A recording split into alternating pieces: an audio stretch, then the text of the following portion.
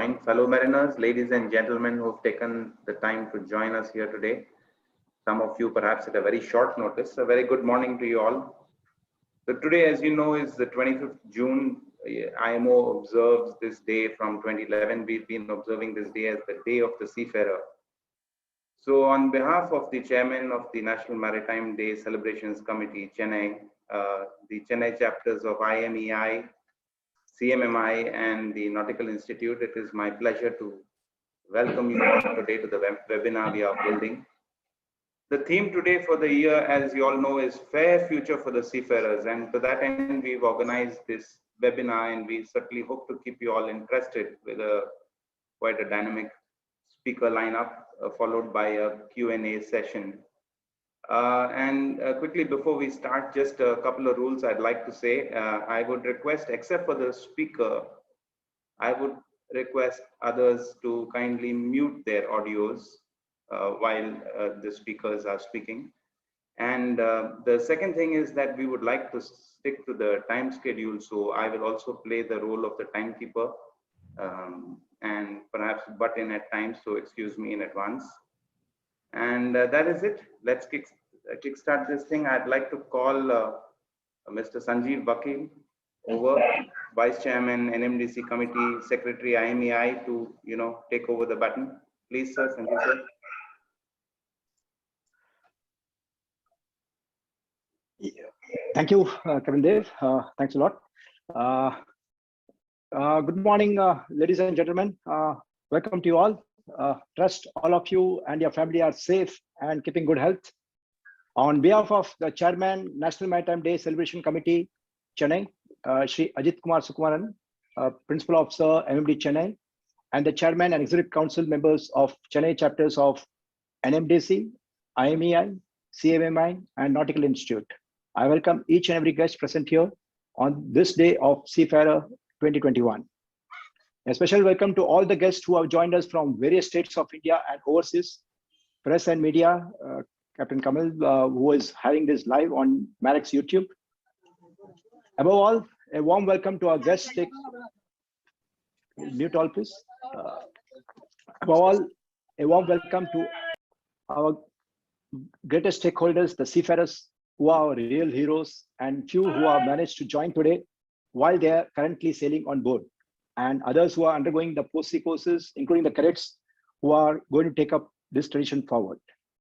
This could probably be the first time in history of the Day of Seafarer that we have more number of seafarers present here than the shore-based stakeholders, and the same has probably been possible due to the online platform available today and the message reaching to all our beloved seafarers. We could see more than about 270 right now at the beginning. That's good, and let's start the day. Chennai has been fortunate that all the professional bodies, whether it is IMEI, CMMI, or Nautical Institute, all have always been working towards a common objective. And year on year, we celebrate the Day of Seafarer or the National Maritime Day or the World Maritime Day jointly under the aegis of NMDC. In 2010, the IMO decided to designate June 25th as the International Day of Seafarer as a way to recognize that almost everything that we use in our daily lives has been directly or indirectly affected by sea transport. The purpose of the day is to thank the seafarers for their contribution to the world economy and also the civil society, and for the risk and the personal cost they bear while on their jobs. 2020 Day of Seafarer campaign focused its message around urging government to recognize seafarers as a key worker and ease the travel restrictions for them to facilitate the crew changes. For 2021, the theme of the Day of Seafarer is Fair Future for the Seafarers, continuing to encourage governments to support seafarers amid this pandemic. The campaign discusses issues that are relevant to seafarers after the pandemic, such as fair treatment of seafarers, fair working conditions, fair training, fair safety, etc. Indian administration has been in the forefront, and we personally have witnessed the tireless efforts taken by the Indian administration in supporting seafarers in all possible ways in all the areas of this year campaign. We have seen, I think, right from the day when the national lockdown took place, we have seen the DD shipping or the MMD. They have been, who have been working tirelessly to make this possible. The same is also evident from the DGS circulars and orders which have been issued including the nautical and engine brand circulars, time to time, like the circulars on extension of validity of seafarers, COCs, statutory certificates, periodical surveys and audits of Indian registered ships in view of COVID outbreak, issuing various SOPs from time to time for the seafarers, the MTIs, the ports and other stakeholders. The latest being the DJ Circular 20 of 2021 on June 22nd as regards the second dose of vaccination for seafarers. This year itself, probably we have seen 25 circulars, and last year I had seen about 40 circulars. Almost DG is quite proactive in making the circulars, seeing the COVID situation, including the examination systems itself. So we have witnessed also the various shipping companies, associations, organizations, MTIs, and individual seafarers who are actively involved in supporting seafarers during this pandemic in all possible ways. Recently, few shipping companies and associations conducted various vaccine drive for seafarers and their family members.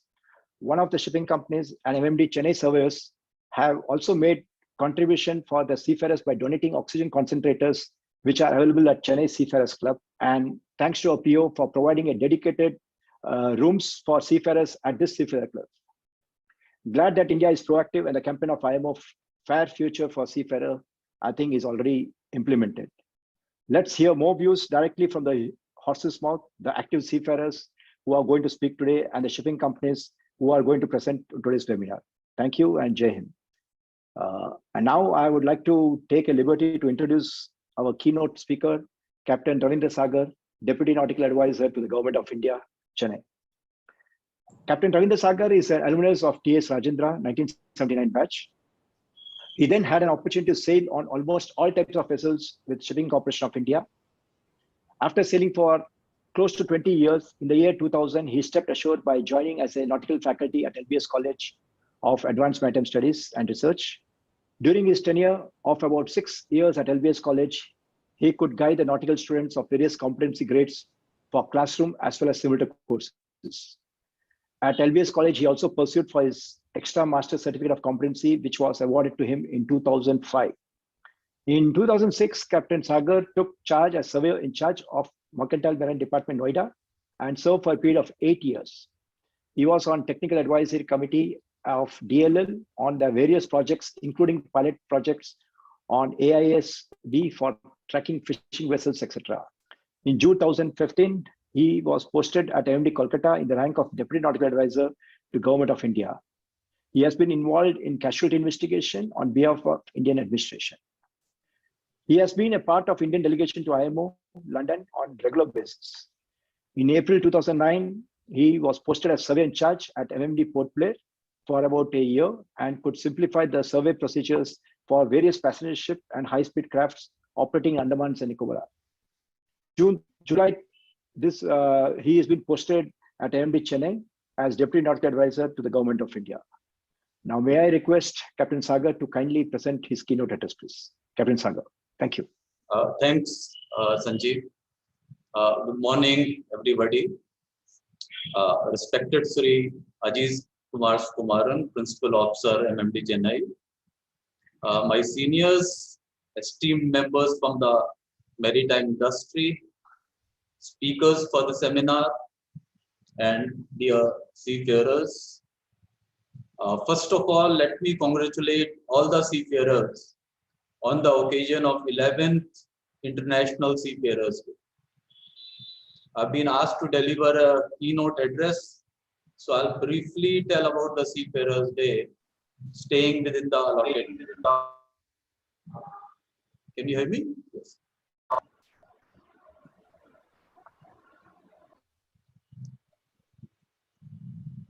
The Day of the Seafarer provides an opportunity to pay tribute to the world's 1.5 billion seafarers for the unique and all too often overlooked contribution to the well-being of the general public. It promotes the recognition that almost everything we use in our daily lives has been directly or indirectly affected by the seaborne transport. The international shipping industry is responsible for the carriage of around 90% of the world trade. Nearly 50,000 merchant ships sail around the world's routes and are principal movers of the international trade, transporting every kind of cargo. On this day, tribute could be given by using as many social media networks as possible. The celebrations of the Seafarer Day has taken the form of an online campaign in which the organizers asked everyone to voice their support using social networks. People around the globe were asked to say thank you Seafarer on various medias like Facebook, Twitter, by posting a video on YouTube, discussing on LinkedIn, or even writing an inspirational blog.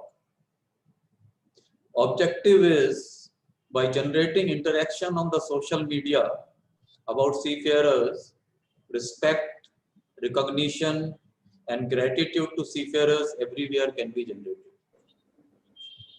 The universal outreach of social media will raise awareness of the vital role seafarers play in the world economy and in many respects in sustainable development, enabling ships to carry world trade safely, efficiently, and with minimal impact on the environment.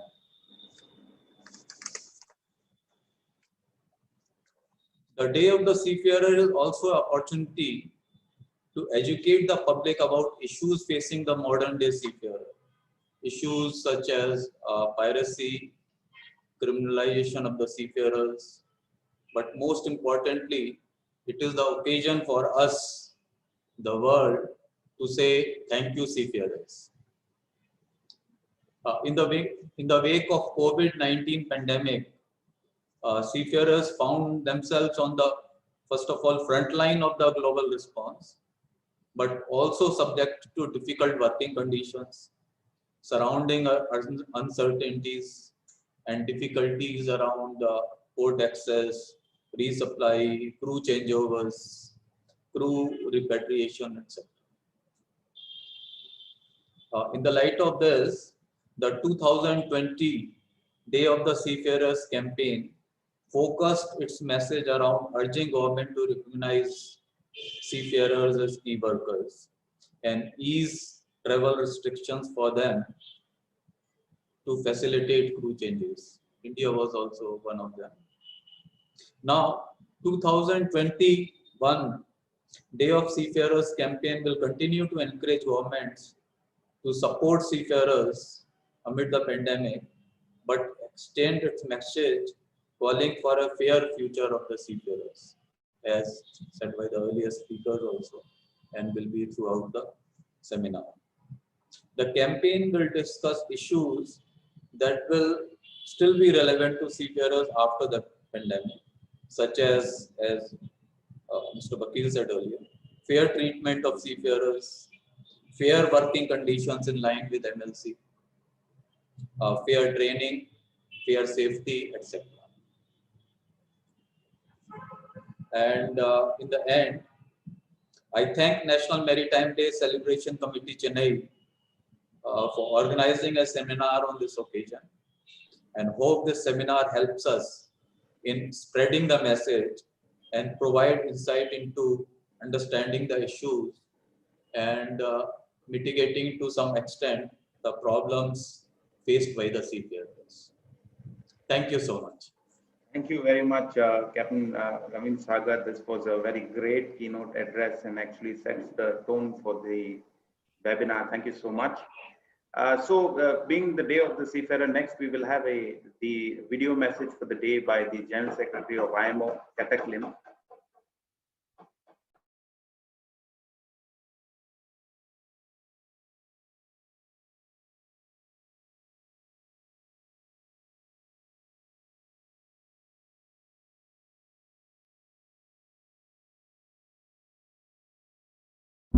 Seafarers have always been at the heart of the world trade. Their work touches the lives of each and every one of us, whether it is the food on our tables, the medicine that keep us healthy, the computers we are using for work and leisure, or the vehicles that transport us in our daily lives. All these items are primarily transported by sea. The ongoing COVID-19 pandemic created challenging working conditions. including difficulties with the port access, repatriation, crew changes, and more.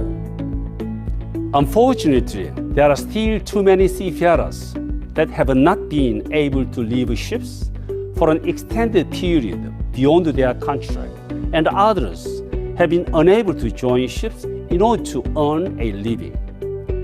Despite these difficulties, seafarers have gone beyond the call of duty, working tirelessly to keep global trade flowing. IMO and our partners are doing our part to support seafarers and make sure that they are given the rights and protections of key workers. This includes priority vaccination and ease of travel. Last year, on the Day of the Seafarers, the IMO asked the world to recognize seafarers are key workers. Many countries have answered that call. However, the crew change crisis is far from being resolved. We all must keep seafarers in our hearts and continue to take action that will return seafaring to normal practices for crew changes. So this year, we are calling for a fair future for seafarers. Our 2021 Day of the Seafarers campaign builds on the progress we have made to support seafarers on pandemic-related challenges. It aims to draw global attention to other areas where fairness is important. This includes a safe and secure environment on ships, reasonable working conditions, fair treatment in all situations, as well as respect for the rights of all, regardless of race, gender, and religion. I'm especially pleased that IMO will be amplifying the voices of seafarers themselves as they discuss what a fairer future would look like to them under the hashtag Fair Future for Seafarers. Seafarers, we are listening, and we will make sure you are heard. If you are a seafarer, I encourage you to participate in this discussion and share your vision for a fair future. And if you are a part of the maritime industry or beneficiary of the services of seafarers, I ask you to listen to their words, show your appreciation, and take action to create a better world for seafarers who do so much for all of us.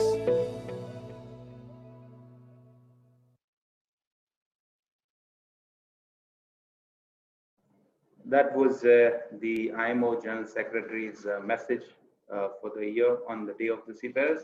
So let's get into the webinar in earnest. We'll have the speaker session now. Audience who would like to post their questions to the individual speakers, please post them in the chats and they will be addressed right at the end. Can I now call on Captain Dhiren Bhatia, the Vice Chairman CMI Chennai chapter, to introduce our first speaker? Captain Bhatia.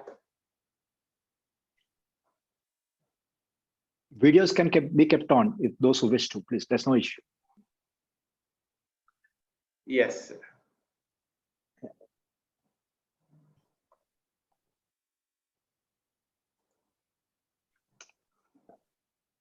Captain Bhatia there?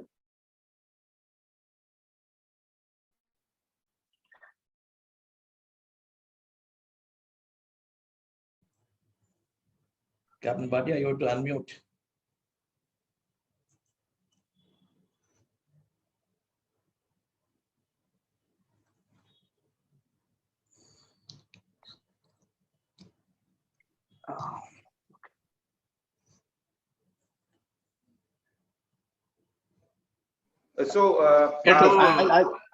Okay, I'll just introduce Mr. Ramakrishnan. Mr. Ramakrishnan, Bhatia, you're coming. Yes, can you unmute, sir? Captain Bhatia, you're there now. We are on the first speaker session. If you can unmute and introduce Mr. Ramakrishnan. I think his screen is frozen. Probably he has signal issue. No problem. I'll just introduce. Yes, please. He has some issues with his computer screen, so somebody else can take over, please. Yeah, we will introduce Mr. Ramakrishnan, Chief Engineer from CIT 1986. He's a fellow of Marine Institute of Engineers, presently with Lakshadweep Development Corporation, passenger vessels as a chief engineer. In his career, he has been 31 years with Barber Ship Management and in teaching for 4 years. And again, he has gone back to sea. He's been sailing with various vessels. And he's going to talk on today's topic. Welcome, Mr. Ramakrishnan. Over to you. Thank you, sir. Thank you, sir. Very namaskar. Good morning, ladies and gentlemen. Let me share the screen. Give me a few seconds. So I'm the opening batsman. Yeah. Oh, I have to start the share sound.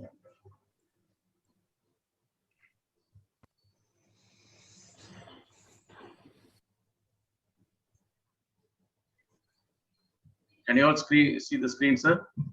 Yes, please go ahead. Yes, you can put it on full screen. Yes, we can see the full screen. And go up to the first slide and full screen, please. Yes, sir. Loud and clear, sir? It's clear. Yeah. Yeah. We'll have a buzzer at 10 minutes, please. For yes, sir. Yes, sir. Buzzer starts now only. Yeah. Okay, sir. Thanks. Yeah. So thank you for the opportunity given to me. Actually, I have done 2 sailings, both in the critical situation. Last time, last 2020 was between June and October.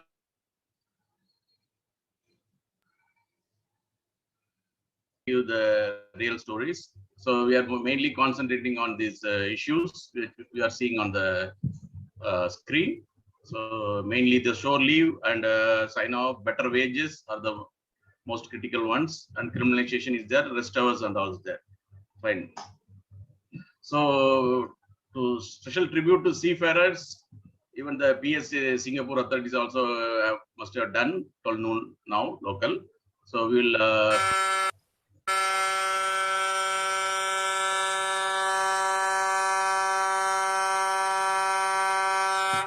thank you. So we'll be talking about the day of Seafarer campaigning, calling for the fair future. Already IMO has seen the message also. So Swami Vivekananda has told us, give me 100 energetic young men and I shall transform the India. So with that quote only, I have taken 100 plus participants who are actual seafarers now. And we have even rewritten the motto, what we call safe ships, clean seas. And we'll add this one, fair future for seafarers for this year. If you all agree with me. So these 100 seafarers have given the feedback within these 3-4 days. Thank you very much. And also we are taking from the international seafarers. This is this SHI. This is a Seafarers Happiness Index. If you know that our neighboring country, Bhutan, is the highest, and also international level, we will have this Mission to Seafarers is doing this audit, actually survey. So they have done the survey. This is the latest. Every quarter they are doing the survey.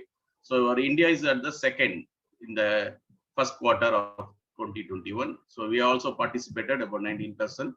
So it is authentic. So latest one, like what I have told you, I have joined in these 2 peak actually. And now also still we are waiting for the result. So the happiness index is rising up only. That is a good news. So they are all taken from, you can also participate in that happyatsea.org. So various age groups also. And very happy that Badisab electrical officer is the highest, happiest man in the world. Next is chief engineer, so we expect everybody. Then first thing is about the positive changes. Yeah. Everybody asked for the internet. Yes, we are getting, but please raise the storage like data from 100 MB and also better food in this concept. Yeah, please. In this concept, like I have been taking, since it's a passenger ship, I could get these oranges, and since it is really difficult, you all know that, and most of the seafarers, especially the top people, are asking to reconsider this 0.04 policy also. Again, this Reducing manning, you all know that now we are coming down. Even as a chief engineer, when the second engineer and the third engineer, there is no fourth engineer on board. So I have to keep the 8 to 12 watch also. So there is no time, only just to eat, work, sleep. So single man army actually. And still we are waiting for the short-hand wages and all. But safe manning is doing something. So long working hours is real difficult. Fine. The next one is social interaction happiness index has come down by 0.01. So you all know that Jajka Rista Gangway Tak we say, but it is not like that. Even I used to get from Filipino GS, used to send T-shirts on in the Greek vessels. Even after 18 years, the chief cook up from Goa, we all went to his home and all. And even Sri Lankan chief engineer also, I met him. So these relationships are very important, especially during this Corona COVID times.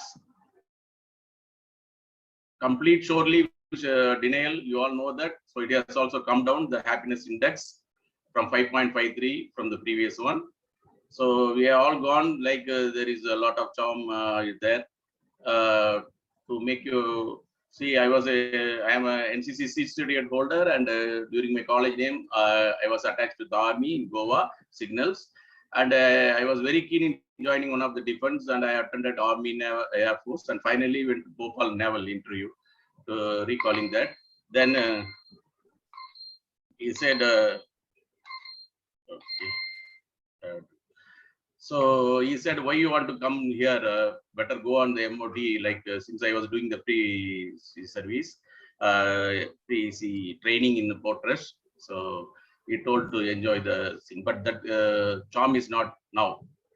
And regarding from the Seamen's clubs, even you don't get the mail, the Seafarers club, they used to give you, there is a mail for you, you all remember. So still I'm the cap, intercap, which was given in my first ship in 90 from the Seamen's club. So I always carry on board as a token of appreciation. So we used to get so many gifts and from Norway during Christmas and all. So we are all happy about that gifts of gratitude.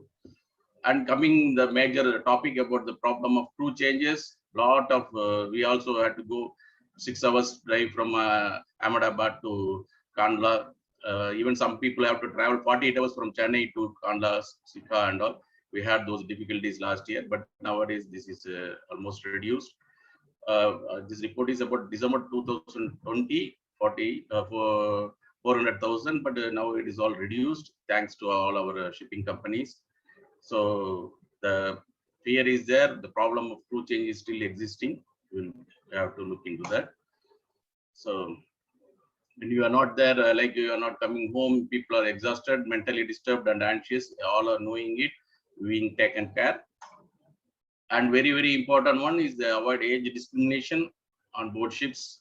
So especially in rejoining, and people always ask for young and energetic. We seafarers always mind, as well as maybe age is a number, I can tell you. So please do not decrease the motivation and increase the sickness of the seafarer just by doing the age discrimination. Humble request. So everything is for money finally. So when shipping company earnings have surged, seafarers' wages remain. So one would expect when prices of anything has gone up, we are still the same way. Without us, there is no world. Actually, you all know that when that Suez disruption, no, the ship was there. Only the helmsman is getting about $1,700. So the world should know that. So this is a very important factor to be considered for the far future. So again, coming to this COVID vaccination, we have to thank our Chennai Fortress in Chennai. And people are asking our seafarers, why can't we have the same thing like one shot in US? So upon recognition of key workers, still pandemic, no mechanism to issue. Now we are improving. Even I have seen the CMMI Mumbai also is giving a wonderful job. INSA also is doing a wonderful job. So we are in the progress. So we have to thank the other companies, all the organization like Nautilus International for giving us the fair treatment. You can go in the web, and also IMO, Helpline SCAT, Seafarer Crisis Action Team that can also help you, and also Seafarer International Relief Fund. So they are having about $530,000 because we really Feel sorry for the lives which have lost and still they couldn't be taken home. And also there is a website mtsvcare.org with a mission to Seafarers with Valam and Standard Club for e-learning and mental health. Ishwan is doing a wonderful job. Seafarers Health Information Program. You can, this is a international marine ship. And also for mental health is very, very important. ICS, IMHA, ITF, they are doing a good job. So you can enter their website. So we can do that. And also for regarding avoiding age discrimination on board ships, ICS is giving a PDF guidelines to the shop. And last but not the least, DG is doing a very great job. So they have been doing it 50 plus orders and extension of our certificates, training facilities, and SOPs for the ports. You can see from here from 0 to 19th May also, right of seafarers already covered in Merchant Shipping Acts and all. We have to thank our DG also. And I thank you all the seafarers who took the time to share your thought with me. So they all told me that things which really frustrate them and concern them, the things that make positive difference, and offered some opportunities for improvement. So let us bring out the Bahubali in you. I'm sure we will get the good results. We will get the fair seafarer. Thank you, Jinu. Thank you very much, sir, Mr. Ramakrishnan, for bringing out these issues. I know you've experienced these things firsthand, and I'm grateful you could share with us.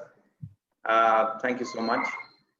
Next, I would like to call Captain Ganesham, Secretary, CMMI Chennai Chapter, to come in and introduce our second speaker of the day, please. Good morning, ladies and gentlemen, seafarers. It's a pleasure in introducing Captain Samant Bhaktavatsala. He's going to be our current speaker, who is sailing currently as master with the Fleet Shipping Management Services. He's a resident of Chennai. He's an avid sports fan and fitness enthusiast. And he has recently been sailing, especially during the COVID time. And he accepted to speak immediately when we called him. Thank you very much, Captain Samant, on that. And regarding his career, it was short and sweet. I liked it. He joined Shipping Corporation of India as cadet in 1999, and with few companies he served later. And finally, he joined Fleet Management as in 2007. Until date, he has been sailing with them. Welcome, Captain Samant Bhaktavatsala. Thank you very much. Thank you, Captain Ganesham. Thank you for the welcome. Good morning to all the distinguished guests, fellow speakers, and colleagues of the seafaring community.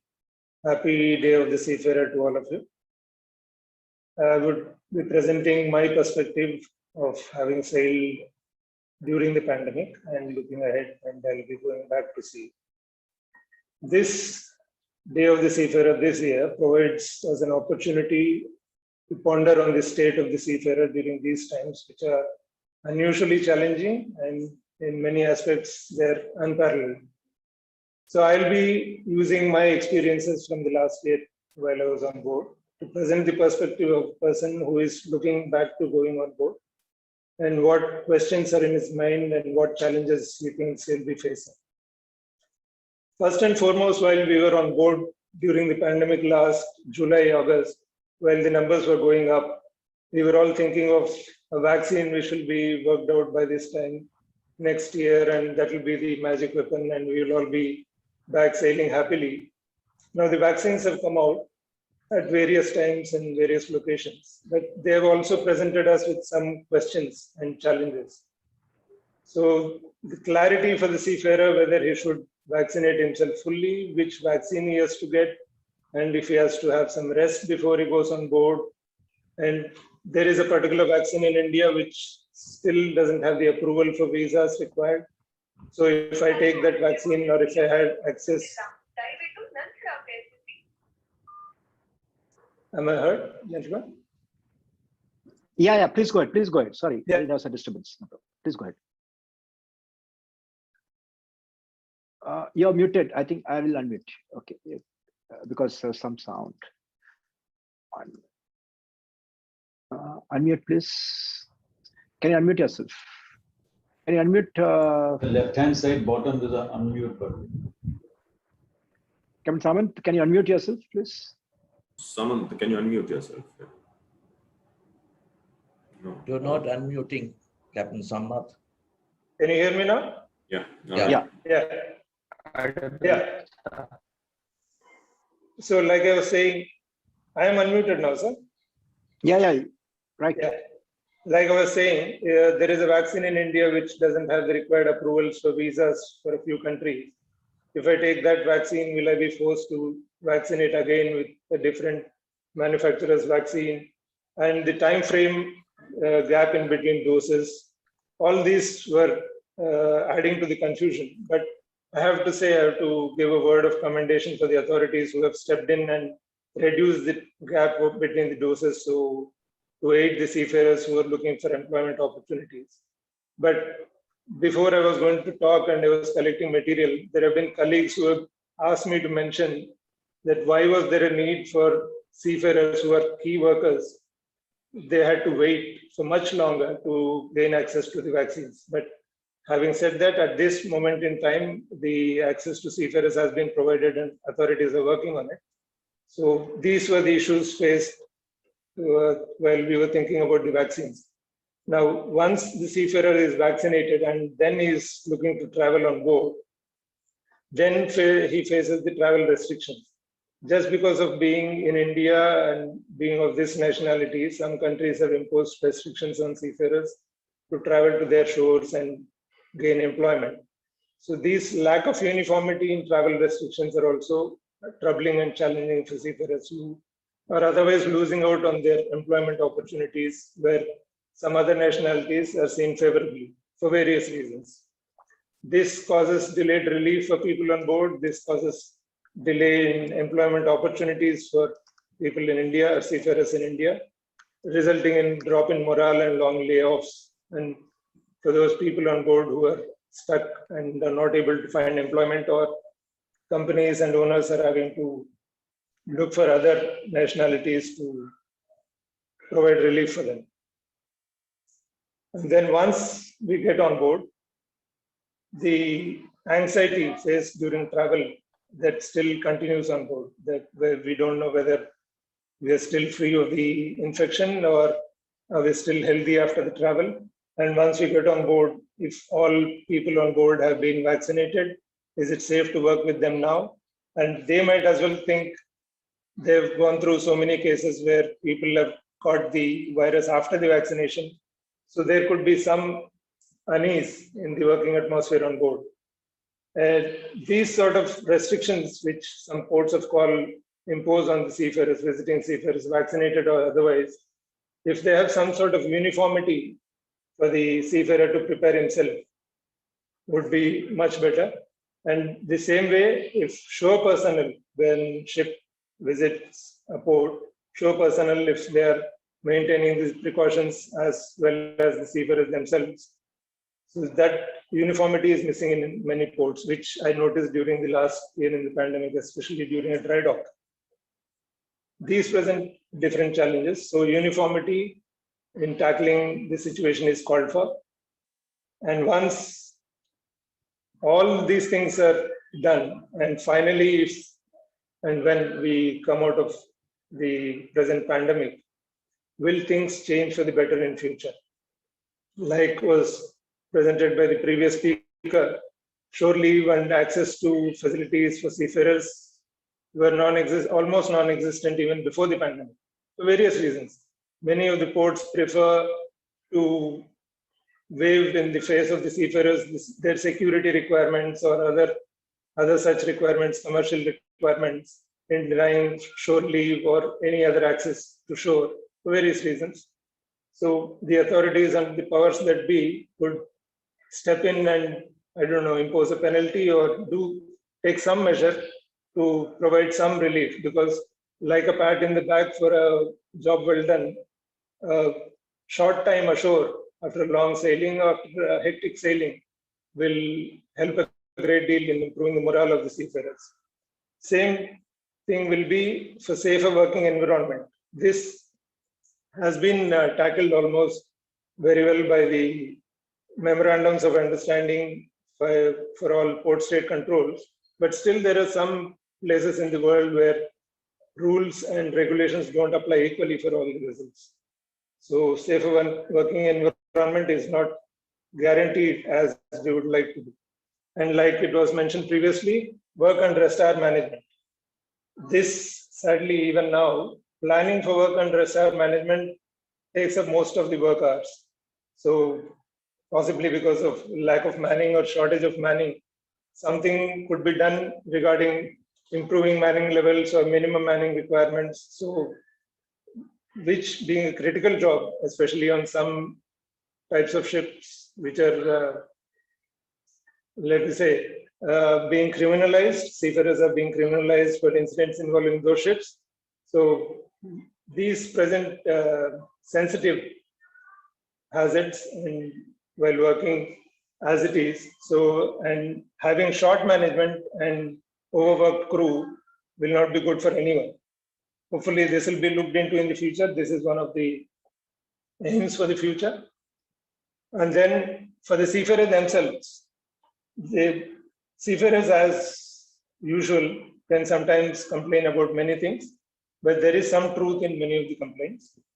Having said that, seafarers themselves can train themselves better, equip themselves better for the future, and rather than complain about the challenges posed by automation and faster turnarounds and everything, they can train themselves better and prepare themselves rather than pointing fingers at others at all times. So they'll have to upskill themselves and find training facilities or any other means to keep themselves updated at all times. And this would help if training facilities, like in the pandemic, we can learn something from having to do everything online. This will help if training facilities can be extended while the seafarer is at sea also. And one window system of certification for easy renewal of certification and keeping themselves employed at all times. And then there are other wishes. Even during the pandemic, when people have sailed 8 or 9 months, I've had cases where people come up to me with a request of extension of their contract, which is difficult to imagine after having spent so much time. So many of our national crew, we could imagine they want to avoid tax and they want to stay away from home for a while, so they need to extend their contract. This is not an ideal situation as it is. Like we were discussing earlier, it is a high-risk job and needs most of our attention at all times. And then extending a contract even after you are down morally and you are tired physically doesn't lead to good scenarios on board. So if the tax structure or any other SOP can be provided to a seafarer by, I understand most of our unions are already working on it, that would help. And then coming away from those things to COVID-19 again, right now we know there is a pandemic on, but we still, at least I still don't know what are the last-longing effects on our human body for people who have contracted COVID while they are on board, while they are at home. And if effects like with other diseases or some exposures, if effects come out 2, 3, 4 years later, can we have a mechanism or at least guidelines by IMO or national authorities how a seafarer can deal with those consequences, or if a support mechanism or counseling mechanism can be provided for the seafarer? And on that note, there have been cases where my colleagues have passed away after contracting COVID, leaving their families in bad shape.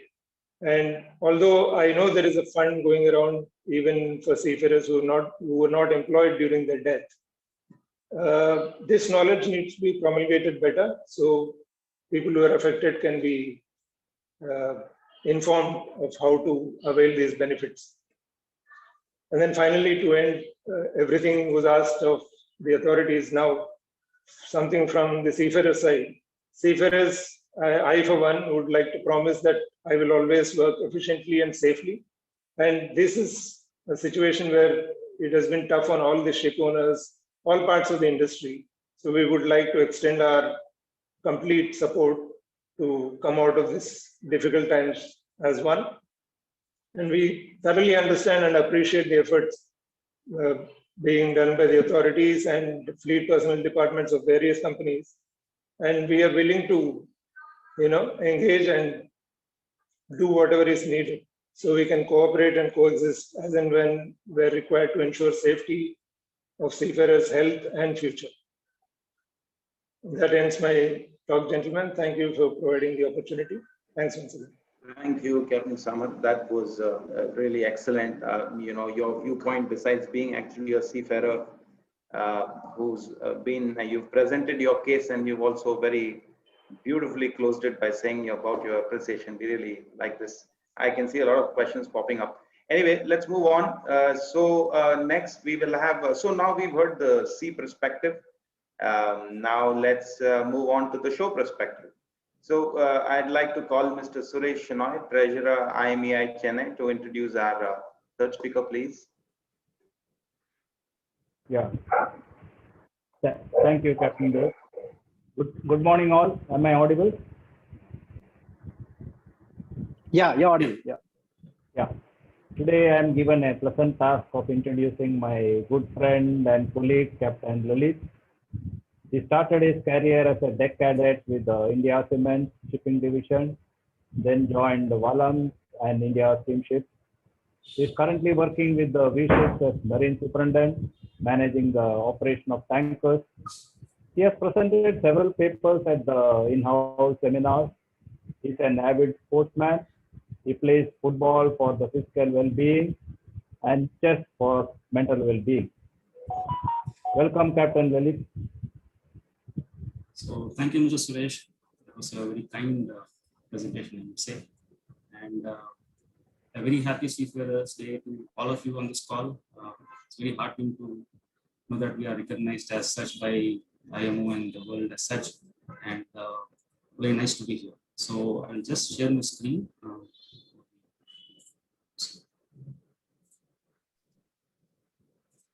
Is that visible? Yeah, please go ahead. Perfect.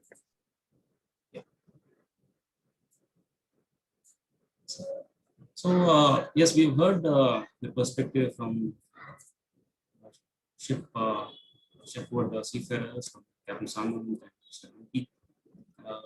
I do recognize all the challenges that they are facing, and this is just an attempt to give a ship manager's perspective on the unique times that we are living in. And before I go to the next slide, I wish to acknowledge that most of us ashore on this call and even other places owe our jobs literally to seafarers who are plying the trade in some remote corner of the world on various kinds of ships. So a real heartfelt thank you to all of you. So what I would like to start with is the focus being the last 15 months or so of the new pandemic thrust upon us. And before that itself, we had our own challenges, like it was mentioned by the earlier speakers, criminalization of seafarers, competing with other nationalities for wages and jobs, just vulnerability to say piracy attacks, etc. And as if we didn't have enough on our plates, here comes along a new friend and thrusts us all into turmoil. And this was a really new dynamic, and frankly, it took all of us some time to get to grips, to understand it. I really don't know if we still understand it, but yeah, whatever we could. And then we started slowly adapting to it. Most of the companies ashore that really forced to adapt at very short notice, while all the other modes of transport literally ground to a halt. It was only shipping that was keeping the world going. I'm sure all of you must have seen that very nice WhatsApp video which came some time ago, which says, we make the ships go. Basically, seafarers saying that we make the ships go and the ships make the world go. So this is a note to the same thought.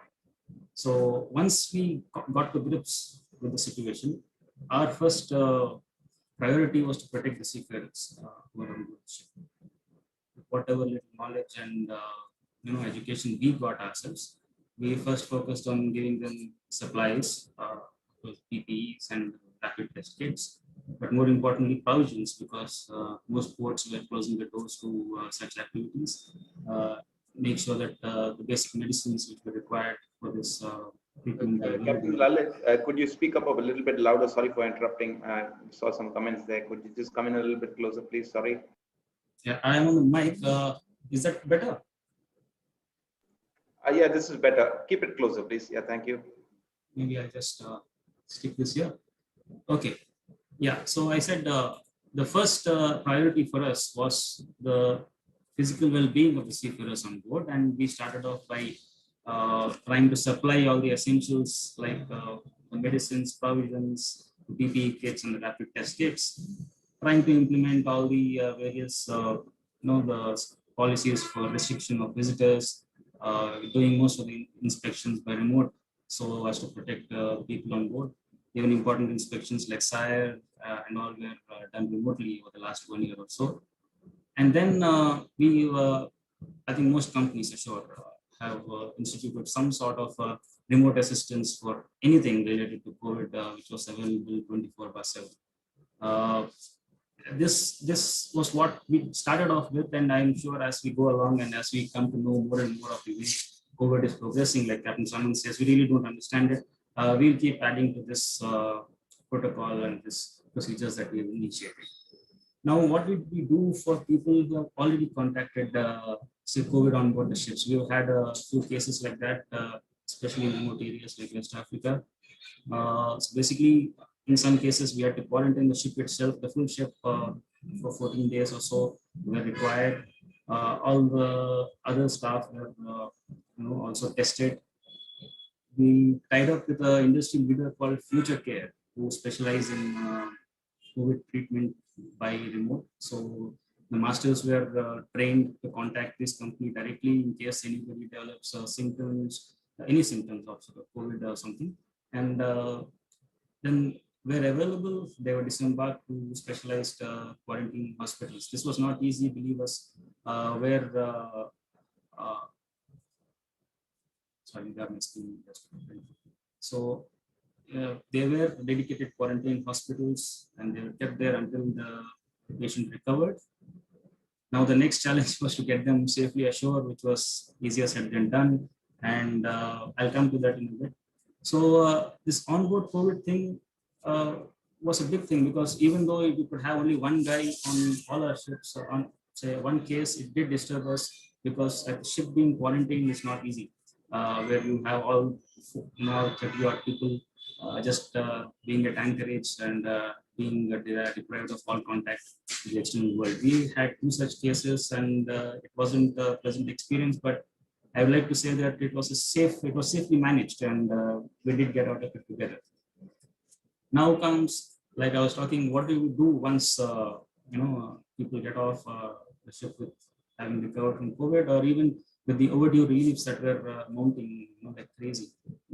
Sometime around July last year, we had a lot of overdue reliefs, and that was when all the manning departments of all companies came together, and they went into overdrive and brought out some innovative steps. We got together with other companies, chartered flights. We actually changed a crew of 4 ships together in West Africa and Lome. Having shared a chartered flight with another colleague company in Chennai itself. In some cases where countries were not conducive for crew change, we diverted vessels. So an example being a ship which was headed towards China had to go towards Korea to effect a full crew change.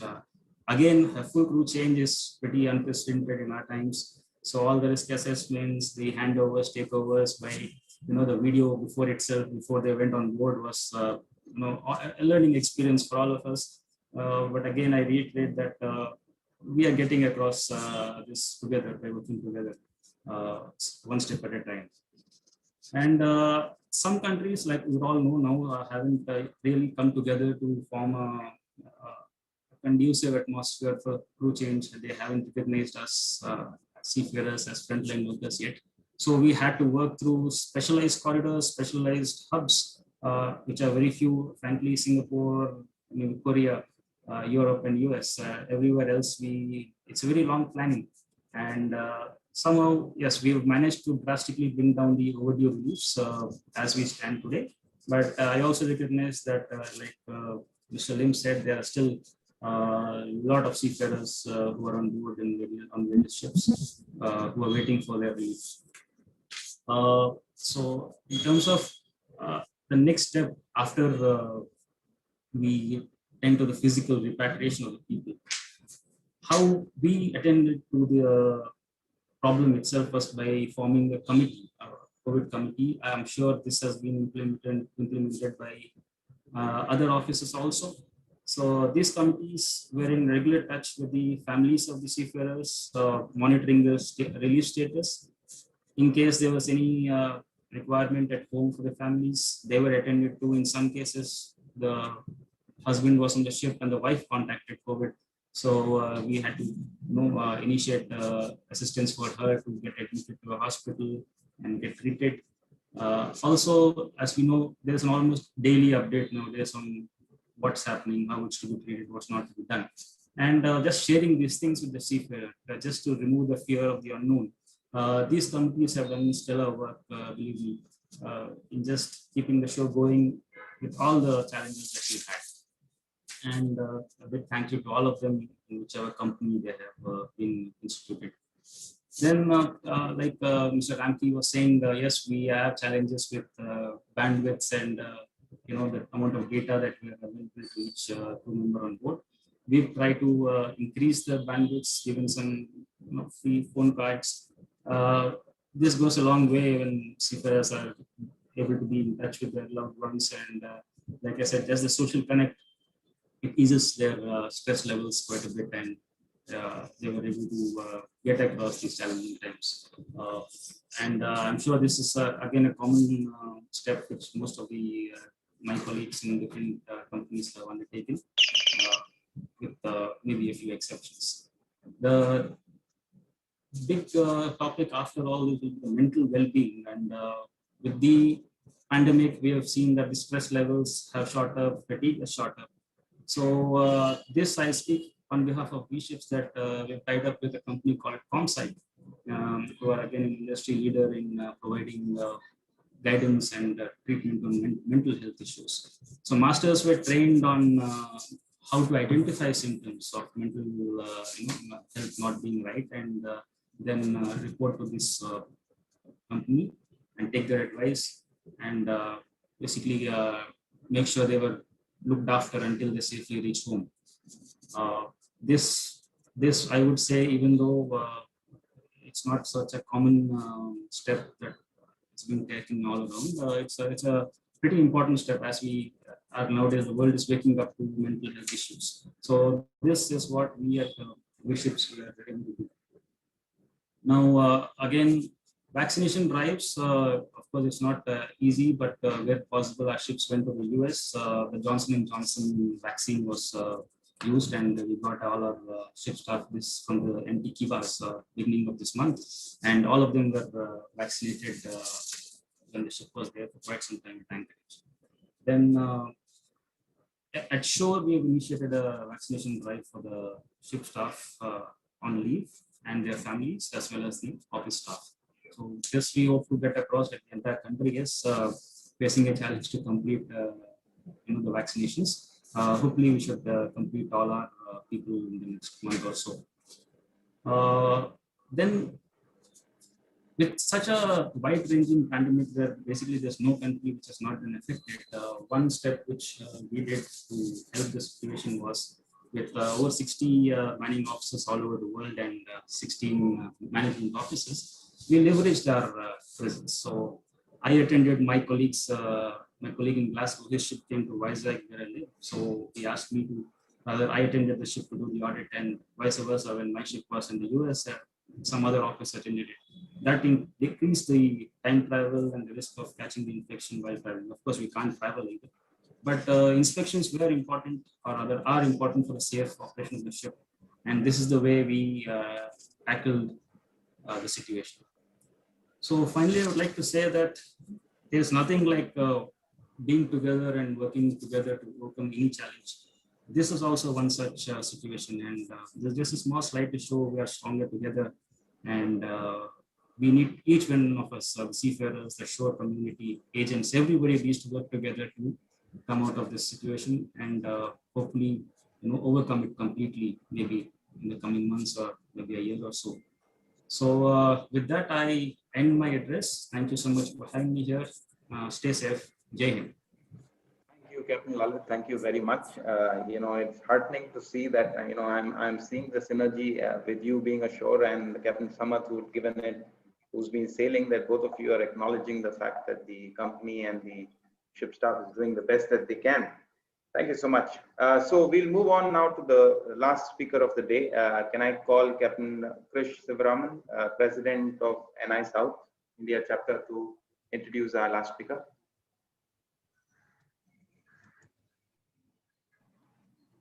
Thank you, Dave. Good morning once again, everyone. Lovely presentation so far, and of course, our pinch hitter is yet to come, Captain Ramaswamy. I had the pleasure of knowing Captain Ram back in '95. I was one of his first recruits as a chief mate for Wallams. Now, Captain Ram is currently the CEO of OSM India, and is based in Chennai. He has been based in Chennai for as long as we can remember.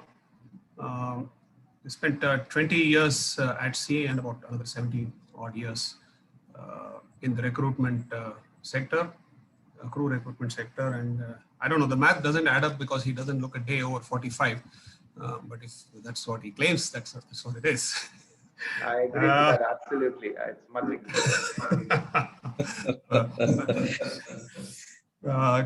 Captain Ramaswamy has also been a port captain at Houston. He's advisor to AMED for the Angolan training program.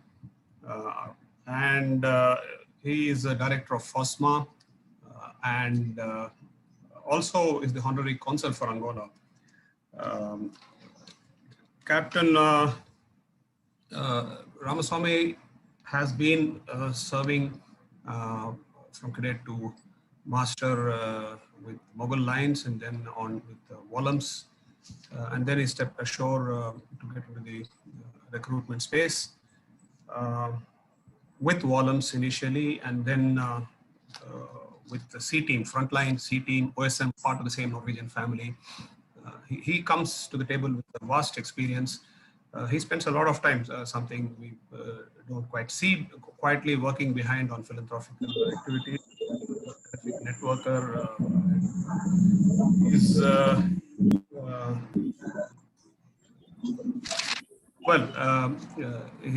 as I said, he brings a wealth of experience, and we all look forward to hearing what his expectations of a fair future are for the seafarers and how the future is. We have heard so far about COVID, but I'm sure Ram would like to go beyond and see how sustainable the future for seafarers is. Welcome, Captain Ramaswamy. Thank you, Chris. Thank you very much for introducing me. And first of all, I have to congratulate the organizing committee for having put up an excellent webinar.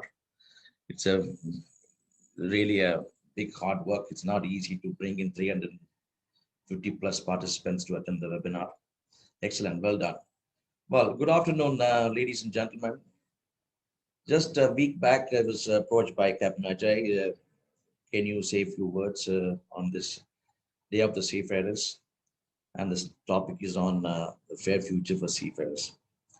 Well, having worked almost 25 years, my Chris said that I have 17 years. I came ashore 95. 96 onwards, I've been doing the crewing. So I've been 25 years with the crewing now. And so having spent 25 years with the seafarers and very closely working with them, some of them are here, my guys, my colleagues, and I was so happy to see Dave, Lalit, Krish, of course, I've been talking to them. There's so many of them. It's an excellent opportunity to meet everyone, and at least on a virtual platform. Thank you once again calling me and having a few chat on this. Well, I made a presentation with a few slides. I will share it with you all, and let's go on with it.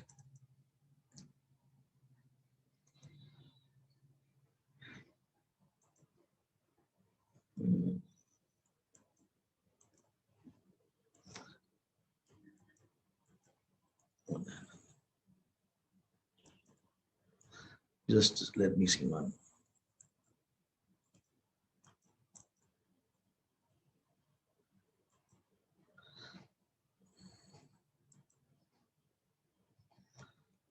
One minute, let me call my guys just to help me out. I think something has gone wrong. You want me to share, sir? Sir, at the bottom of the screen, there is a share screen icon with a green arrow. You need to press that.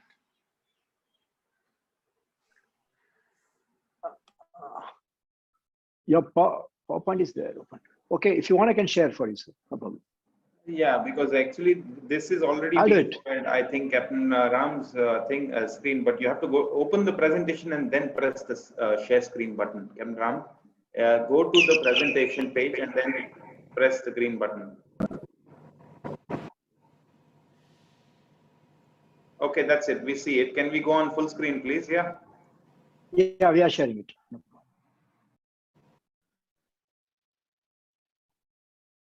Captain Ram, thank you. Yeah.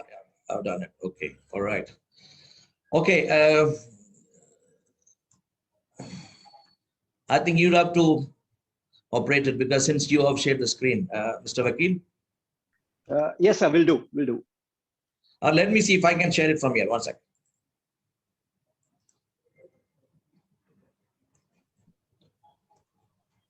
Okay. No, you have to do that. Mr. Vakil? Yeah. 1 minute. I'll just share for you. I'll share for you. Yeah. No problem.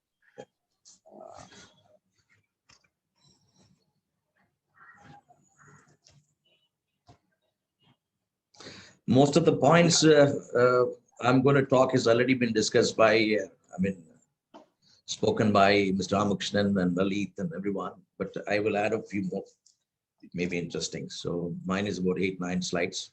Let's take it about 10 minutes time. Okay. So will you be able to do that, Mr. Vakil? Yes, sir. Yes, sir. I'm sharing, sir. I'm just sharing. Yeah. Okay. Yes, sir. Right. As you say, I'll just share. Yeah. Okay. Right. Thank you. Thank you. Okay. Let's go to the next one. Yes, sir. I'll just go across. Let me just share the full. Yeah.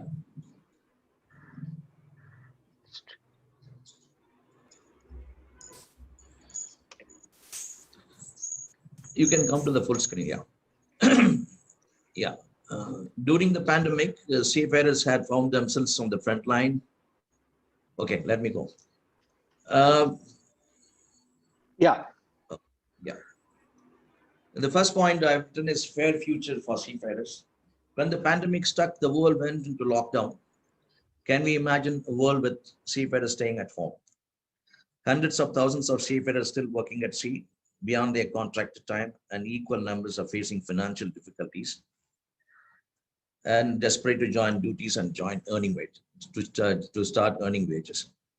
During the pandemic, seafarers had found themselves on the front line of the global response and difficult COVID-19 situations, encompassing uncertainties and difficulties around port access regarding supply, crew changeovers, and repatriations.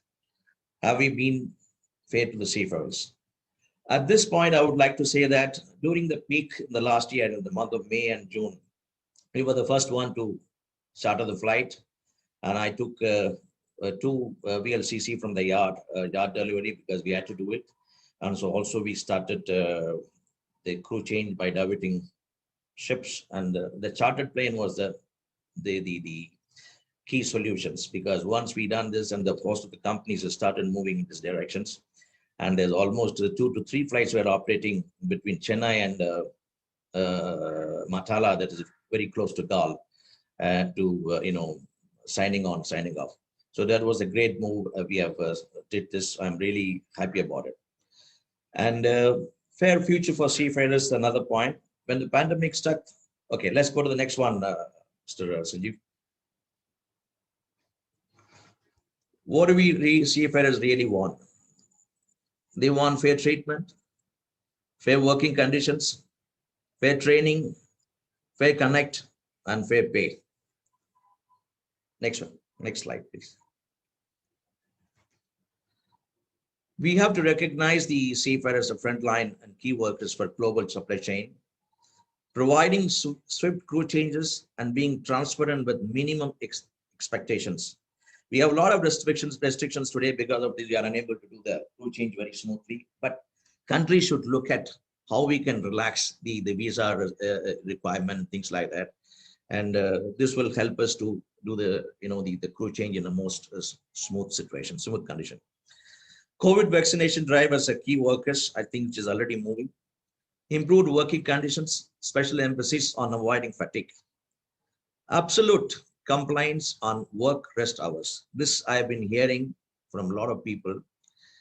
A lot of ships are doing a paper exercise. We can't do this, paper exercise because you can't put the people into dangers. And they have to have enough rest, after their certain operations or whatever it is. So we have to really look at it, and every shipping company must take this very seriously. Avoid short staffing and reduce the budget, because most of the shipping companies, they don't want to reduce the budget. So how do they want to reduce the budget? Okay, remove the training, remove the fourth engineer, remove this. But if you do not have a junior engineer, if you do not have a fourth engineer, how will you get the third engineer? You're going to get a third engineer from on the market? No way. So you have to get your own people into the company and train them and move them up. And health benefits, of course, medical insurance. We have started 10 years back, medical insurance to entire our sea staff and the family for almost from the company I started Sea Team in 2009.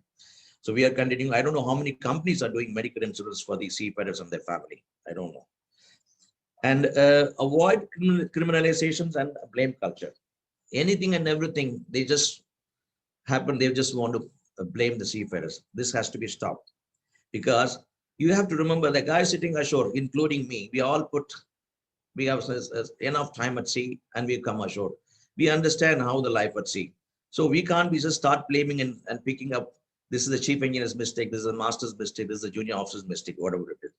We are here to support the seafarers. We need to see that they live happily on board and they contribute and they perform well to our company's expectation. Seafarers are professional, treat them so. So Sanjeev, next one, please. Fair working conditions, better living conditions on board is very, very important, because they spend quite a lot of time on the ship, 6 months, 7 months, 3 months, 4 months. It's their home. Basically, it's their home. They spend more time at sea than being at home. So we need to give them better living conditions for the seafarers on board. Improved working conditions, special emphasis on avoiding fatigue and overall well-being, physical and mental well-being. Today, many companies are talking about how do we improve the mental ability of the seafarers. We have started working on it, and we already signed up with the big software companies. Then we are going to supply apps on board to the guy individually. So whenever they are a little bit having a problem, they can go and open the apps and talk to them and talk to one-to-one, what their mental condition, what do they need, what is making them feel suffered. So these kind of things we need to look at it, because sometimes they're not able to sign off due to some reasons or unexpectedly, and something happened the last moment, we're not able to get the people off. So this absolutely on a depressive state. So how do we, take care of these things? Because after all, they are human beings, and spending time on board without meeting anybody, any family and anyone on board. Probably I'm also looking at short contracts for ratings. We are giving 7 months to the ratings, but even then we need to probably reduce, because they also have to stay at home with the family. Attend to stress and mental health problems. Seafarers suffer stress for many reasons. They are away from family, worried about loved ones, worried about wealth, and they lack quality of sleep. Large number of seafarers say they have no one to talk on board, because everybody is busy with today talking on the social media and internet and all this thing, and communication with home can be sporadic all the time. High-speed internet to be provided, and this high-speed internet, you should only use it for some time, because you should not spend time all the time sitting with the social media, YouTube and all the things, because it's not going to produce any results, gentlemen. Proper recreation facilities must be given. Good quality gym, other entertainments, pool, and proper, we can have a, communication session, we can have a drama, whatever we have time, make the, staying on board is, enjoyable, and, you spend time nicely. Sanjeev, next one, please.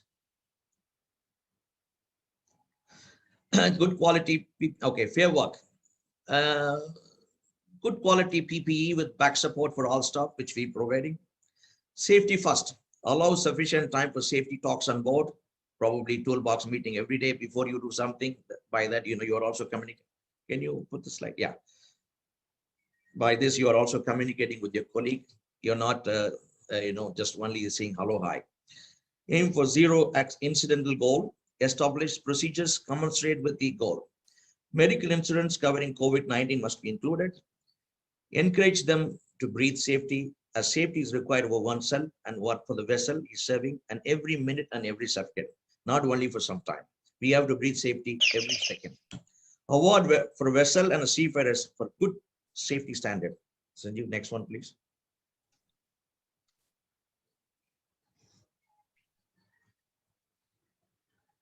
Fair training, mental health training program for seafarers, which I told you we are already giving apps to their, the smartphones, so they can sit on their cabin, they can talk to these, these apps, and there are people who are ready to communicate with you. Value-added course for career growth and personality development. Identify the right people and groom them up. STCW should be able to provide top quality seafarers. Today, it only stipulates the bare minimum requirements. Seafarer skill upgradations and competence is then left with the company hiring them. Hence, the overall process leads to varying standards of competence amongst the seafarers. So we need to have a standard training. We just got a basic training or whatever it is. But I think this, Mr. Sanjeev, can you go back to that, please? The last one, please. Last one. Last one. Last one. Yes, sir, I'll go. Previous one. Yes. Yeah. STCW requirement is way below what the industry requires today. With modern technologies and new systems coming into play on today's modern vessels, plus global compliance, it's time to review STCW requirements. Next one, please.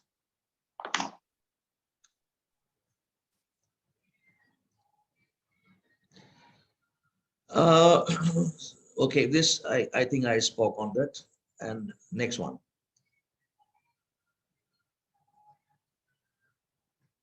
Yes. No. Can you come back? Fair Connect? Yeah. No, I cannot see. Can you come back on Fair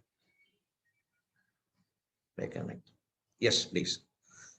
Corporate social responsibilities and activities. We have to involve our seafarers in corporate social responsibilities. When I started Sea Team in 2009, we also started an organization called HOST, Hands of Sea Team. We went up to almost $500,000 and giving charity. And people on board also started contributing $5, $2, $3. And this account is being maintained by Singapore office. And we are sponsored 3 schools here. We are paying salary to the staff where they were not able to run the school. So this kind of thing, other companies also should look at it. We also supplied over 3,000, 4,000 face masks in this pandemic. The last couple of weeks, I've done this. And we also encourage town hall meetings, video conferencing, webinars, seminars, or team building events will surely work towards developing a sense of loyalty. Social interactive clubs, events for the seafarers and families. Roundtable discussion with seniors. When the senior officers come on board, you must bring them to your head office, 10, 12 people, not a big crowd, and make them sit around and talk to them. What was the contract? How was the contract? And what did they felt? And what was the shortcoming? How we can improve? So this is when you hear from the people, it makes a lot of difference. Mr. Sanjeev, can you go to the previous one? Previous one, dear. Sorry, previous one. Yeah, Captain Ram, sorry, we will need to just to keep it. Okay, this is the last one. The last one. The last one we're going. Very sorry about this, but yeah, we're running out of time. No, it's okay. Eventually, the entity associated with the shipping, including flag states, port states, international organizations like IMO, ILO, industry bodies, representing ship owners, cargo interests, etc. Also, the seafarers themselves share the collective responsibility attend in a fair future for the seafarers. Next one, please. Unless we take immediate steps to participate in a fair future for the seafarer, we will not be able to make the profession decide one for the future generations. Next one, please. The last one.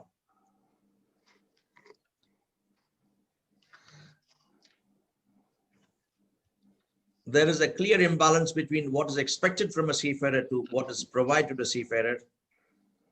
Hence, we recognize the value they add to everyone's life.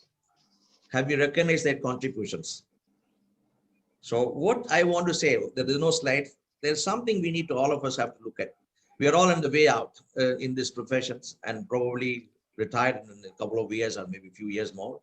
What is important is we are not finding an absolute the top candidates coming into the the sea job. What the institutes have to be very careful in recruiting the right boys. And also, I would suggest that probably from the 9th standard level in the school, we need to probably and give us some kind of career option to boys and who are interested in joining, so that they know there is such profession is available. So you get a whole lot of guys wanting to join this Merchant Navy, and we can select the right candidate and put them on the right track. And with this, thank you, gentlemen. All the best and God bless. Thank you. Thank you, Captain Ram. My apologies, please, but we did have to keep because there are other seminars. No, okay, because we wasted lots of time. Anyway, moving on to this interactive session, Captain Krish and Captain Ajay will be hosting it. Over to you, sir. And please post your questions over, and they will be posting their questions to the panelists. Good afternoon, everybody. Greetings to all of you. Am I audible, Dave? Yes. Okay, great. So greetings to all of you on the day of the Seafarer. I think we had a very interesting session with four speakers, two of them from the sea perspective, active seafarers, and a couple of them from the office. I think we'll take the questions now, move to question and answer session, and slightly behind schedule. We'll try and take all those questions, whatever we can during this time, but I would request all of you to keep those questions coming in the chat box. We'll try and pick it up from there. Krish is there with me, and then we'll try and get all those questions out. I think direct questions might be a little bit of a challenge on a virtual platform with a lot of microphones on at the same time. So we'll convey the questions. Let's try and do that. And if at all we still have time, maybe we can have a direct interaction with the speakers. So your questions, please put in the chat box. Keep it short, simple, and try to address it to whom. Please mention to whom the question is addressed to. We'll set the floor open. Krish, would you like to start? Thanks, Ajay. Yeah, I've been jotting down some of the chat trail and put some stuff together. There have been a couple of questions on MV Anastasia and Jag Anand and the situation there. Is the Deputy Nautical Advisor still on here? Will you be able to take this on? Captain Sagar.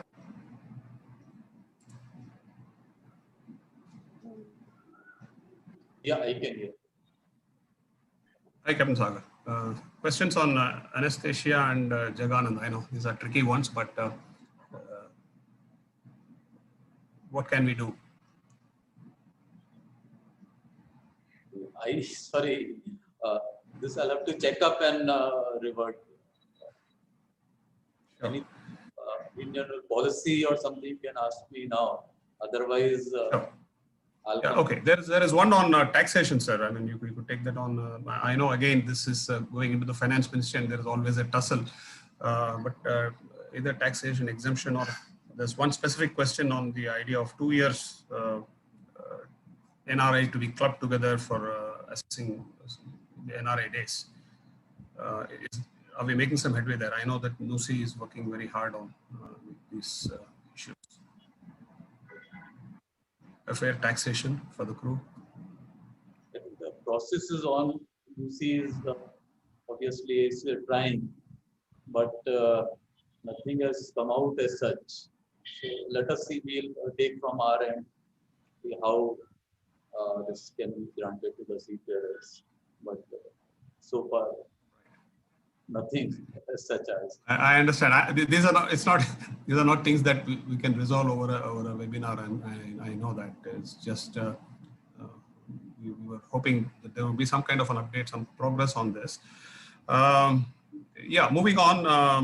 As I run through some of these questions, on 2 occasions during the presentation, the business of work rest hours has come up, and there are some questions as to how is there a sustainable, good solution to fudging work rest hours. It's kind of self-contradictory, because why would we want to fudge work rest hours on the record keeping? What purpose does it serve? May I break in? Captain Lalit, Captain. Yeah, Ram. That question was posted by me to Captain Right. Smith, and of course also to the managers and owners. Yeah, I have been I'm interacting with a lot of students, and whenever we talk about rest and work hour, they say, "Sorry, sir, we cannot be truthful when we are writing or creating these reports. If we get the good ones, the correct ones, then the owners get after us, and if we don't, then the administration." And if let's hear from the managers. I think they are closer to the owners. So let's. Sorry to interrupt. Even the computer doesn't approve. It will show the red, so you cannot put that. No, sir. What I'm trying to say is the crew has not taken the rest. 6 plus 4. He has been given only 4 and 4, and he's still writing 6 and 4. So what is the captain doing on board to stop that practice? And got it. Let me cut that short. I understand. Okay. Let me. I think we have discussed this in many forums as to why this should actually happen. But I think right now the question you have asked was to some of the managers to see is there a Captain sustainable. Samant, yeah, the question was to Captain Samant. Samant, can you just shed some light on this? What exactly, or how do you face this, or how do you look at this problem where it's being fudged on board apparently? So, Samant, are you there? Can you come in? Yeah. Yes. Yeah. Sir. Yeah. Go ahead, Sam. See, regarding fudging on board, that is not the issue I'm talking about. Fudging on board has to be at some level an individual responsibility. The problem is with compliance. Fudging, I don't appreciate at all, at any rate. Compliance is very difficult. See, like someone was saying, the computer shows up red. Point is, whatever planning and whatever you do, most of the days, the red cannot be avoided. So compliance with rest hours is very difficult, especially not so much with officers, but especially with ratings. Many calls have been going around increasing manning levels, and they have been provided where possible, but not as much as is needed. So compliance is quite rare, and fudging is not appreciated. Compliance is quite rare. That is the difficult part at present manning levels. If compliance is not possible, then people will fudge. That's what any revalidation class, when I interact on MLC with masters and chief engineers, that's what they tell me. No, Shekhar from HIMD. No, I can speak on my personal experience on it, but I've had run-ins with ship owners and managers where non-compliance was shown, and there was trouble with inspections. But that is how the nature of the job is right now. So non-compliance has to be shown if it is there. If you're fudging, then we are not helping anyone. Not us, not the managers. So can I throw the ball to Captain Lalit I think, gentlemen, we all know the problem, so let's not repeat the problem. I want to see if there is a solution possible. Captain Yes. Lalit, the message is strong and clear. Yes. Yeah. So the What thing is is, the way forward is just a commitment from top to down, because in the, like someone was saying, it's not about fudging, it's an individual responsibility. The situation is, if a ship has to undergo an operation where the crew haven't been able to rest, and we still have a solution for that as of today. provided she's had a long voyage, okay, there are 2 days of operations, and then we give a compensatory rest. That's one solution. But the problem generally happens on ships on very short runs. So I've had ships operating on the start to the coast, 8 to 10 hours of voyage, and then they've got a next port coming up.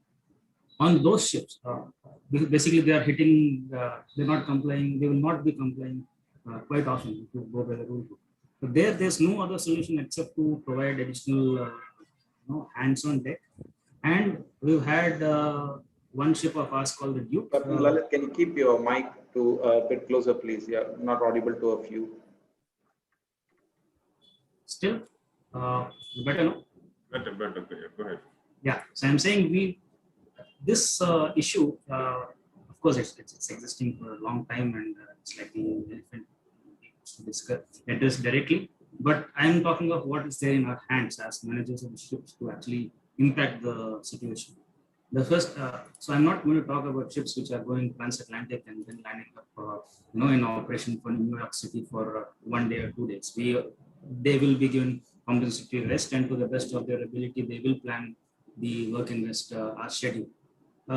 We need to address the ships which are on short runs and where they hardly have any time to rest up and before another operation comes up, that cargo discharging or loading, unloading.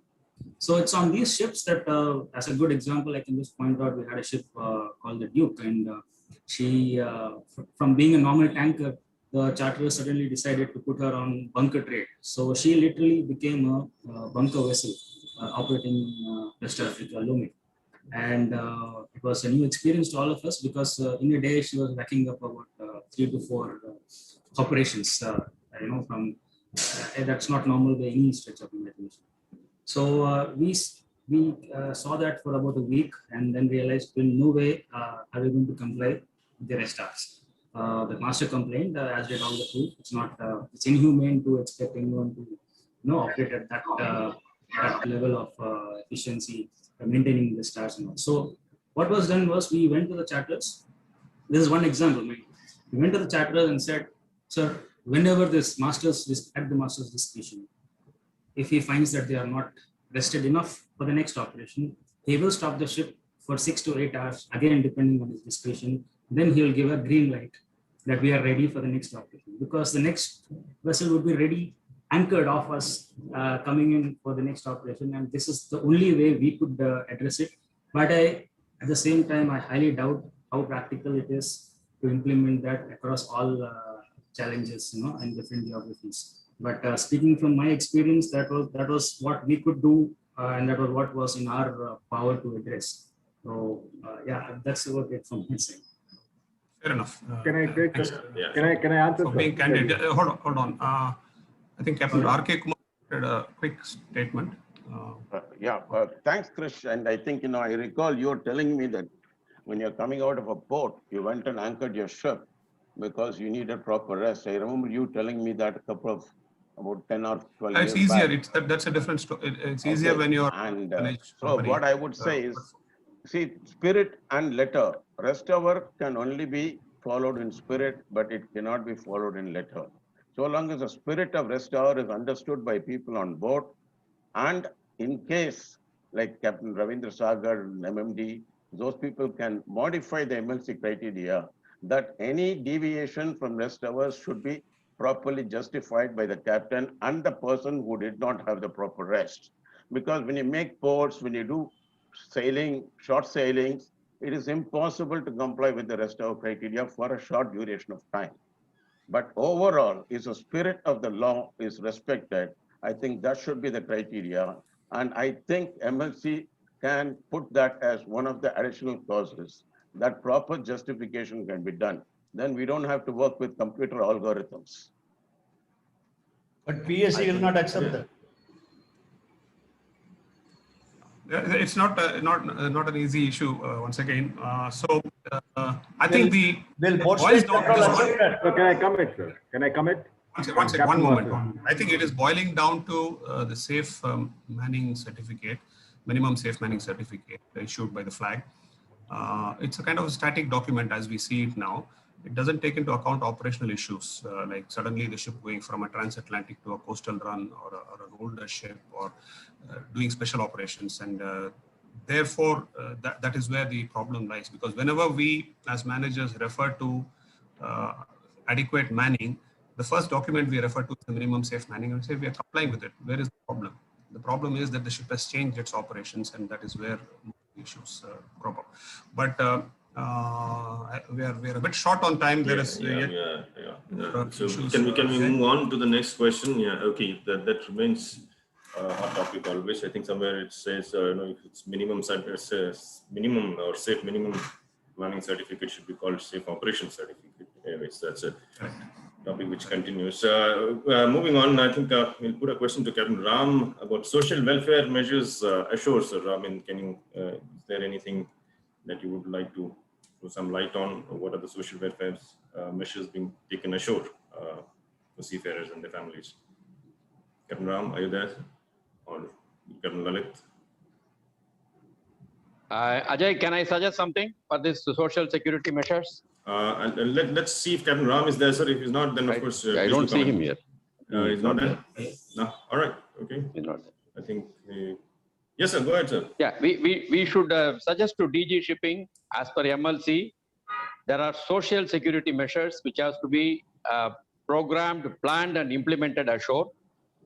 It will be a good idea to do something like the central government supported health scheme, or the ex-servicemen's contributory health scheme, and link them to some known hospital groups like ESI, whereby the companies can directly contribute on behalf of the seafarers to ESI. I'm not talking about the affluent ship managers or affluent seafarers who are already in business. They may not require the support. But all of us are not doing business. All of us are not very affluent. There are people who are just trying to meet the ends after coming out of sea. There are officers, there are crew members, but there are no safety net for them as far as the medical insurance is concerned, or medical guarantees to the families are concerned. We are aware we are fully covered as long as we are serving on board the ships, but it doesn't cover the family ashore. So if the National Maritime Day Committee can form a small consultative people to suggest to DG how these can be implemented, because we are not even members of the MUI. MUI doesn't take you as a member if you are not a sailing seafarer. So we don't have any safety net under the mariners. So it should be put across to DG to create this social security for all the seafarers as one of the measures as stated in MLC. MLC is not the liability of RPSL agencies. MLC is the liability of the government. So we should put it across to DG Shipping that they should create an infrastructure and must streamline how the shipping companies can contribute, how the sailing seafarers can contribute, so that they have a safety net when they retire or decide to come ashore. Thank you. Okay. Thanks, Captain Venkat. I think DG is here. Yeah, it can be DG. I don't know. Whoever is there, it's so a thought from you, sir. Proposal can be put to us. We are welcome to all the proposals, and then it can be looked into. So means people should go ahead and put it up. Sure, sir. I will give you a model. What we are doing for the ex-servicemen, the lot of benefits government is doing. It is contributory. Actually, it is ex-serviceman contributory health scheme. That means during his service, he contributes. Probably you are a central government service. You will also be knowing about the central government contributory health services. Same way, the shipping companies can be told to contribute. Seafarers can also step in and contribute so that they have a safety net till they breathe their last. It is not only for them, it is for the entire family. No such scheme has been implemented or thought of by our society.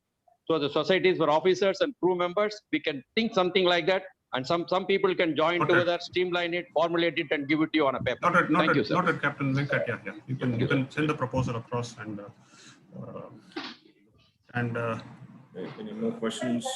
One last before we. Last question, Captain Krish. That's all. Yeah, we're done. Krish, Thank you all. For your time. Over to you, Dave. Thank you, everyone. Thank you.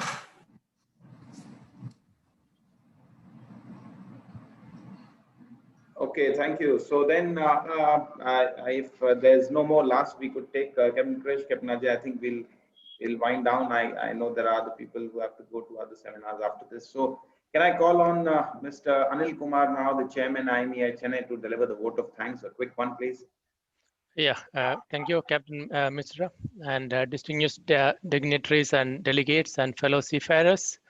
As the chairman of IMEI, it's my privilege to propose a vote of thanks on this occasion on behalf of NMDC, IMEI, CMMI, and NI. On a day we pay respect to seafarers and who are essential to for functioning of the world we live in.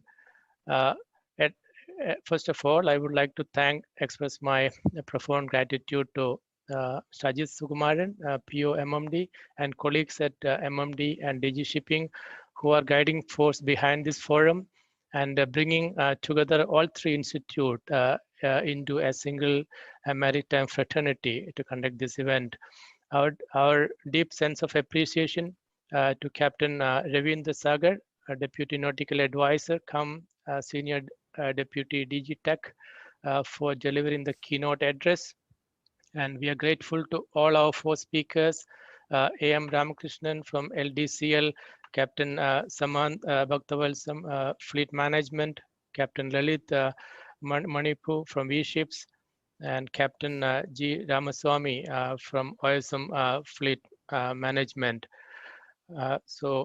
All the keynote speakers and as well as all our speakers have covered well the theme, fair future for the seafarers. And it's noteworthy to see impeccable leadership by various organizations who has taken multiple actions to ensure physical and mental well-being of seafarers and ease up the situation to enable the seafarers to conduct their duty during this trying time. IMO, National Administration, advocated seafarers should be considered as a frontline workers, and there is vaccination drive, signing on, signing off, air connectivity as various port by ship operators and various seafarers organization. So as a maritime fraternity, we are working together to support our fellow seafarers. A big thanks to the delegates who joined from Chennai, Pan India, as well as overseas. And thank you for your participation and your comments and questions during the deliberations. And we would like to express our sincere thanks to Captain Y.D. Mishra, Secretary, Nautical Institute, for introducing the event, as well as conducting this forum well, and Sanjeev Vakil, Vice Chairman, NMDC, Secretary, IMEI, for the welcome address, and Captain Ajay Gangadharan and Captain Chris Shivaraman, President Nautical Institute, and Ajay, Chairman of CMMI, for facilitating the panel discussions, and Captain D. Bhatia, Vice Chairman, CMMI, Captain V. Ganesham, Secretary, CMMI, Suresh Shenoy, Treasurer, IMEI, and Captain Chris Shivaraman, President, Nautical Institute, for introducing the speakers. Last but not least, we appreciate the contributions from our technical partner, HIMT, and the media partner, Marex. In case if I missed out anyone, our sincere thanks to all who indirectly and directly helped us to make this event a successful one. Hope we meet the next year event so we can possibly meet and shake hand and make a direct eye contact. Until then, stay safe and take care.